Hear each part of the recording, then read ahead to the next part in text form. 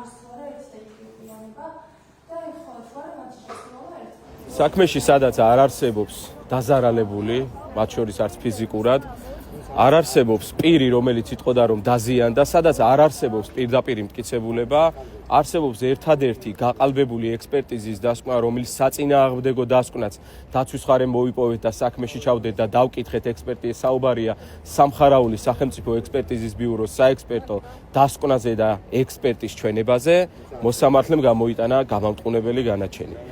მოსამართლემ სანამ გამოაცხადებდა განაჩენს, სცადა ფაქტობრივად რაღაც კუთხით რაღაც გავლენა მოეხდინა წინასწარ თითქოს მოემზადებინა დარბაზი, რატომ მიიღო ეს გადაწყვეტილება, რატომ ღებულობდა ამ გადაწყვეტილებას, თითქოს აღნიშნა რომ საქმე იყო მეტად რთული, თითქოს აღნიშნა რომ გაანალიზა ძალიან ბევრი დაცვის ხარის მიერ დასმული საკითხი, თუმცა სამწუხაროდ აღნიშნა ის, რასაც ამდენი ხანი, ამდენი თვეა ველოდით, გამოიტანა გამამტყუნებელი განაჩენი, ჩემთვის წარმოუდგენელია მოსამართლე რას დაეყრდნო, აქ ერთადერთი გზა რის საფუძველზეც მოსამართლეს მიმაჩნია რომ გამამტყუნებელი განაჩენი უნდა გამოიტანა იყო გაყალბებული ექსპერტიზის დასკვნა. სხვა მოსამართლეს ფაქტობრივად ხელში არაფერი არ აქვს და სხვა ექსპერტიზის დასკვნით და ეს ექსპერტიზა არ არის კერძო ბიურო, რომელიმე სახელმწიფო ექსპერტიზის ბიუროს დასკვნა არსებობს საქმეში, სამხარაული, სადაც დასტურდება რომ პირი რომელზეც ბრალდების ხარი ამბობს რომ არის ანზორ კვარაცხელია, საერთოდ ის კადრი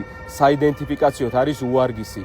შესაბამისად მოსამართლეს იმ პირობებში, როცა არც ერთი პირდაპირი და არც ერთი ირიბი მტკიცებულება არ აქვს, არანაირი საშუალება და გზა არ ქონდა გამოიტანა გამამტყუნებელი განაჩენი, თუმცა სამწუხაროდ მივიღეთ ის, რაც მივიღეთ, თუმცა ერთი რამ არის ძალიან საინტერესო გამოცხადებულ განაჩენთან დაკავშირებით. როგორც წესი, იურისტები და ადვოკატები მიჩვეული ვართ იმას, რომ მოსამართლეები განაჩენის გამოცხადების შემდეგ, სასჯელის გამოცხადების შემდეგ აღნიშნავენ ხოლმე იმ არგუმენტებს და იმ საფუძვლებს, ფაქტობრივ გარემოებებს, რასთან დაკავშირებითაც, რა გარემოებებზე დაყრდნობით მიიღეს ეს გადაწყვეტილება. მოსამართლეს თვის დღეს ხელი არ შეუშლია არავის. გამოაცხადა გადაწყვეტილება და გავიდა სხდომის დარბაზიდან.